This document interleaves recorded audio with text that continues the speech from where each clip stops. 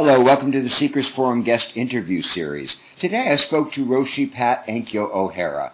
Enkyo O'Hara is the abbot of the Village Zendo in New York City. She received her priest ordination from Maezumi Roshi and her Dharma transmission from Bernie Glassman. The work that Enkyo does is an interesting combination of Soto priest training as well as a focus on social engagement and peacemaking that underlies much of her vision of what Zen practice truly is. Enkyo O'Hara is a founding teacher of the Zen Peacemaker Family, a spiritual and social action organization, and their focus is on the expression of Zen through caring, service, and creative response.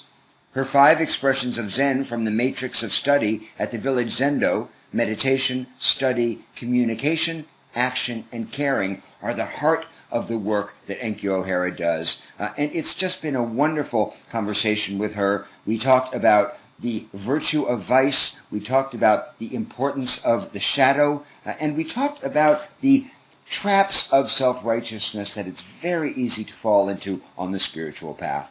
Anyway, it was great to talk to her, and I hope you enjoy our conversation. Thanks a lot. Hello, it's my great honor and joy to welcome Enkyo O'Hara to the Seekers Forum.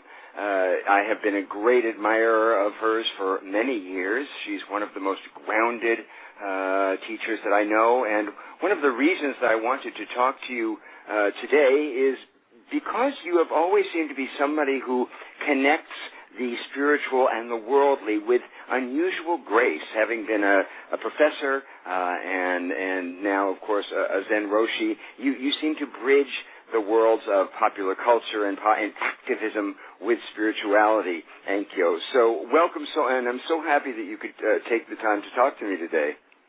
Well, thank you, Mark, and thank you for asking me. It's a pleasure to connect with you again and to your listeners. Thank you. So I'd like to start with just a memory that I have and a lesson that I got from John Dido Lurie many years ago. It was when I was very new to the spiritual path, and I happened to be up in Mount Tremper sitting with them on a Sunday morning. And after the teaching was over, I went outside and I saw him get into his golf cart and light up a Benson & Hedges cigarette and kind of zoom off.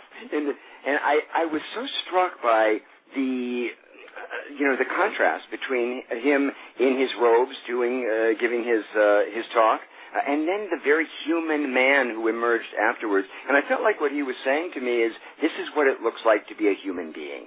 Yes. And it sort of got me off my high horse about a lot of things. Could you talk to me about this, how Buddhism bridges the world of spiritual practice and being a human being in terms of self-indulgence and vices and that kind of thing?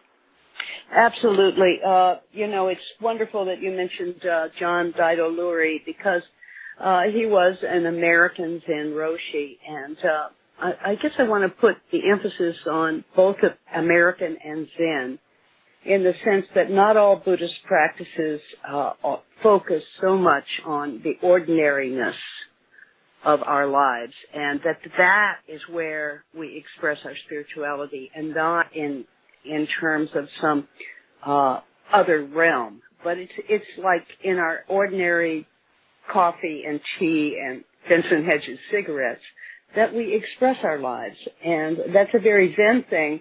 And when Americans took up Zen, or Westerners took up Zen, that's what they were attracted to. And so we have kind of made that even a stronger element, the humility and ordinariness of the spiritual practice.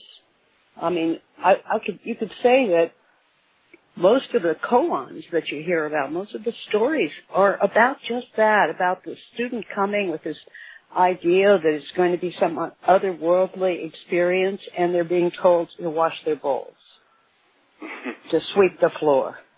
Right. And so I think at that point, your experience there, that was a wonderful way of teaching, just as you said. Look, I'm just an ordinary man, and yet I have these very profound experiences of my individual self and myself as a teacher of the Dharma or of spirituality. Mm. And what does the Dharma teach about desire and self-indulgence, for want of a better term? Well, Buddhism in general talks about greed, anger, and ignorance as the three poisons that creep into our lives and prevent us from really experiencing a joyful and responsible life, responsible to the whole world. And so self-indulgence is this kind of quality of not noticing how what I do affects those around me. And so the focus is only on me. And that happens to many spiritual seekers when they first begin. It's all about me getting something and indulging myself in something. And it's only later that they begin to realize that it's not about that at all. Right.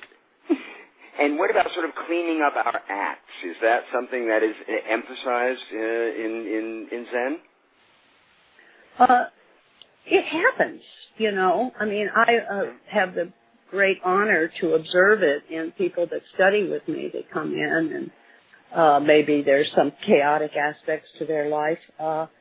And it straightens itself out as they become more comfortable with the kind of ordinariness and humility of their lives. As they're no longer stretching for some idealized self, but they're coming to be who they are, and therefore, when you are who you are, you begin to take care of your life.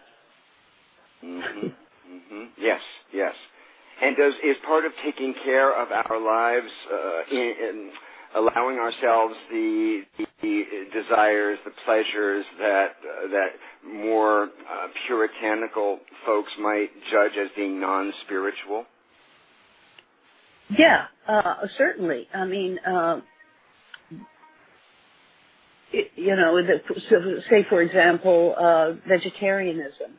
Zen doesn't say that you must be a vegetarian. Now, many people who practice for a while are more comfortable not eating meat, but it's not a rule that you have to follow. Because once you begin to have these rules, then there's this natural rebellious tendency in all of us to break them.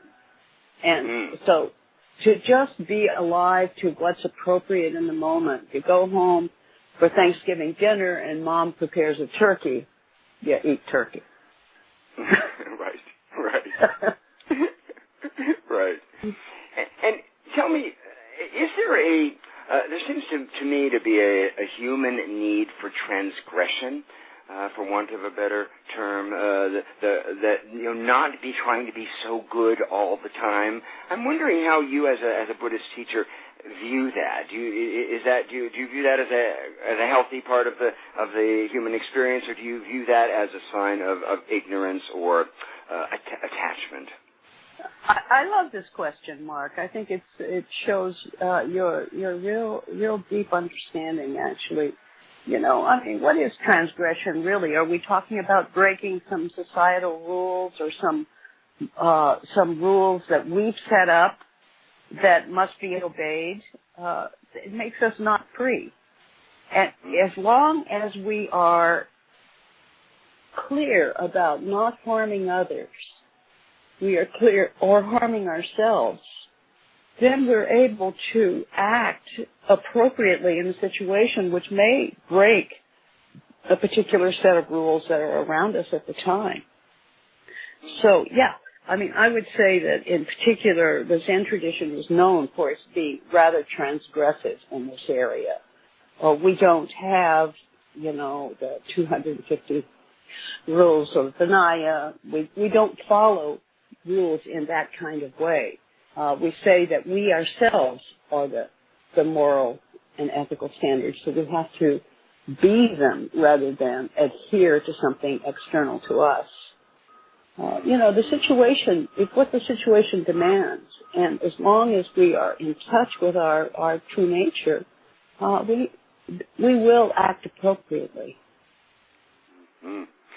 I mean, that's such a radical idea. The individual I know it is. is her own barometer, and to really be a light to ourselves in terms of the choices that we make regarding following rules or not following rules. It feels like such a radical idea. I know, and it is based on the idea that you are at one with yourself, that you're present to yourself. You know, the man who drove that truck in Nice yesterday, you know, I mean, he was not himself. He was not his true human self, or he couldn't have done that. He was caught up with a set of ideas and rules, and I think that's so true of all harmful activity. It's when we are not present to our fullness of being. And so when I say to be transgressive, I'm talking about this is an aspect of trusting yourself and being completely at one with your role in the world itself. We're not separate, but we do think we are. Right, exactly. And what you're saying about being at one with oneself is having a fundamentally positive view of human nature, as Buddhism teaches that we're essentially good. And it seems to me that there's a relationship in our culture between not believing that we're good and always trying to be better all the time. You know what I'm saying? And the almost pathological need for self-improvement. Do you know what I mean? I know exactly what you mean. I think that, you know, very often the people that first come to Zen practice, and that's my experience, they come in their lost souls and they're carrying, shame. And so their desire is to show yourself as being like superior and very holy and very spiritual. And so, as I said before, there's one of the early things that we do in Zen is to try to break that down. So, you know, and to allow people to just trust themselves as they are, so that they can no longer try to always be in reaction to that shame that you're talking about. Mm-hmm. That shame about not being good enough or smart enough or whatever they're not enough of. Mm-hmm. Mm-hmm. Does Buddhism address self-loathing directly? I think that it is present. I mean, it's not talked about in kind of the terms that we do in Western psychology and so forth, but it's like inherent in the storytelling and the stories that you hear about the young, or usually young, but doesn't have to be, the spiritual seekers that come to see the teachers and their inability to see that they themselves are embodying exactly what they're seeking.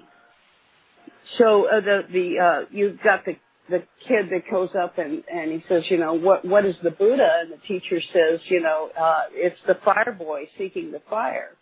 You know, here you are right in front of me, a Buddha, but you don't see that. So that self-loathing is that seeking outside of oneself what is already present in oneself.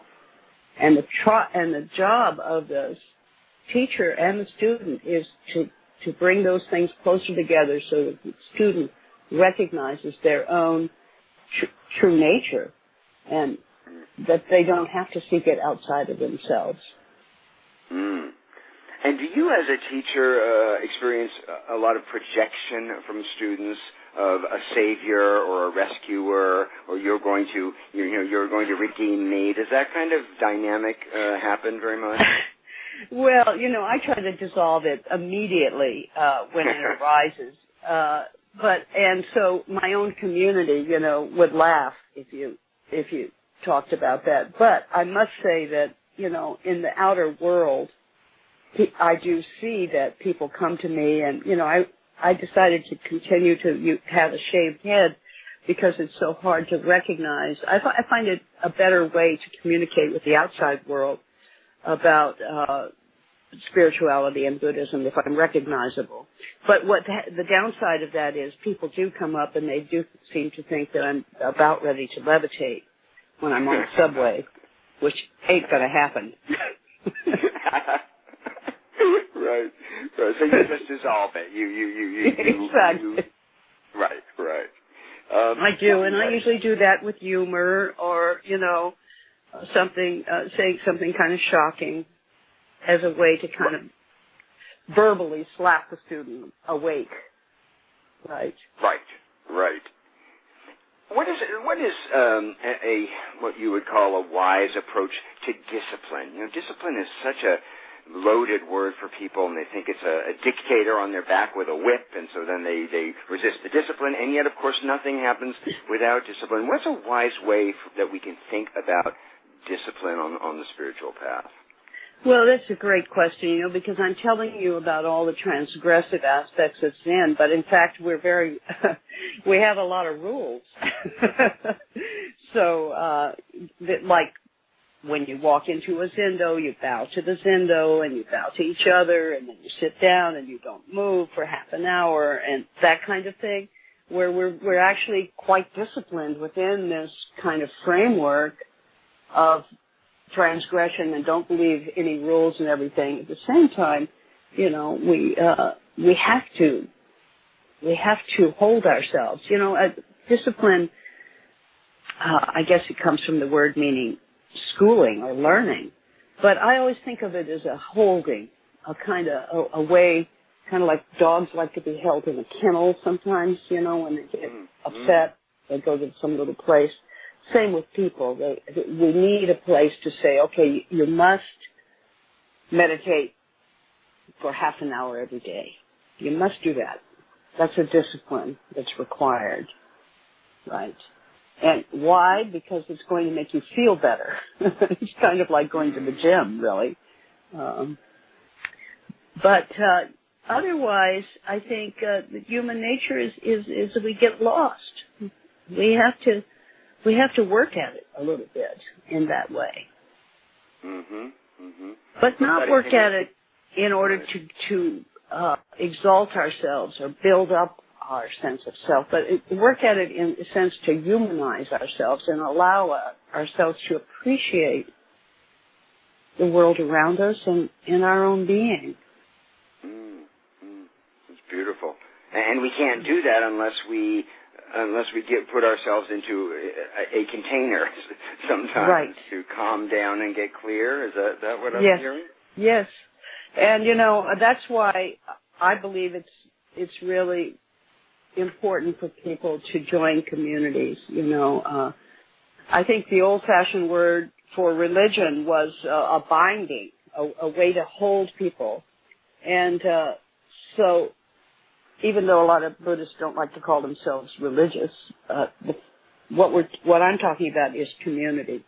Is when people come together and say, okay, I will bind with myself with this community, and when I can, I will spend time with them. I'll visit them every Friday or every Sunday or every Wednesday, and have kind of these external holdings which become the discipline that allow us to be free.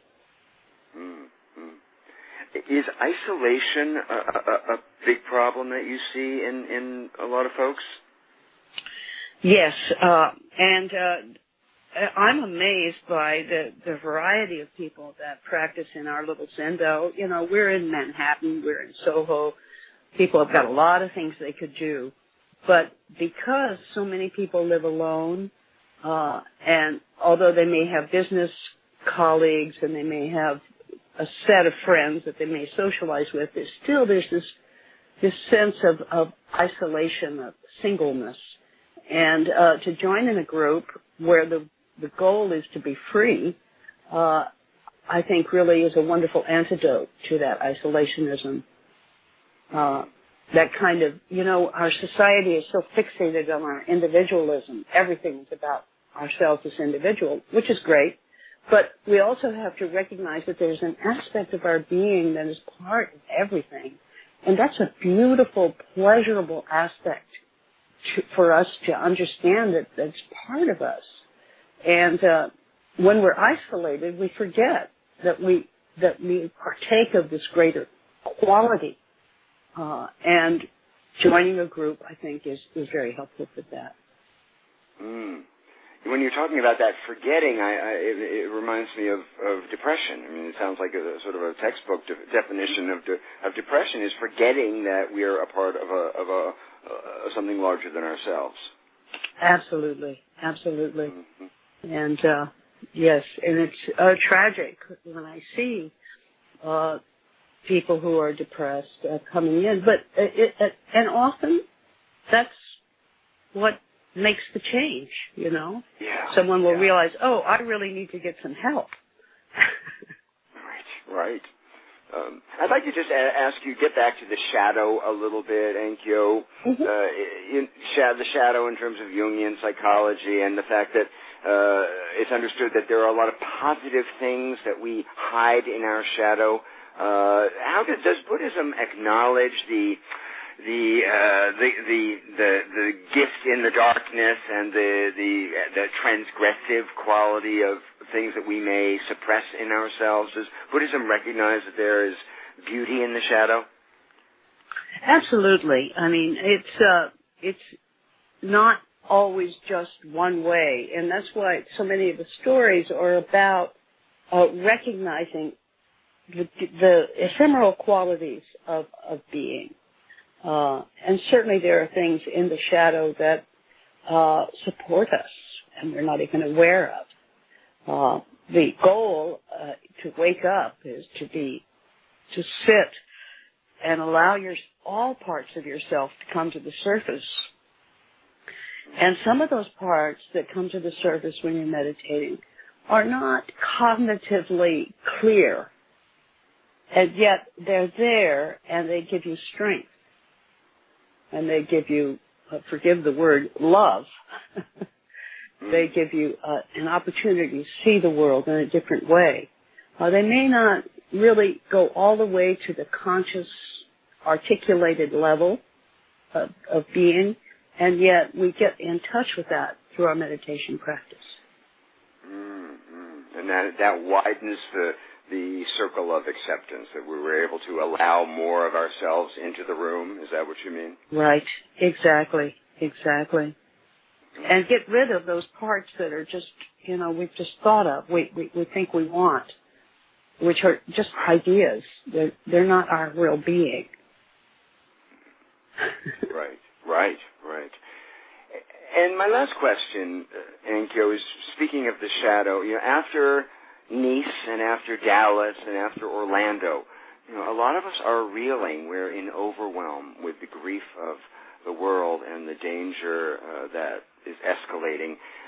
Can you just say briefly, where do we find hope in such dark times?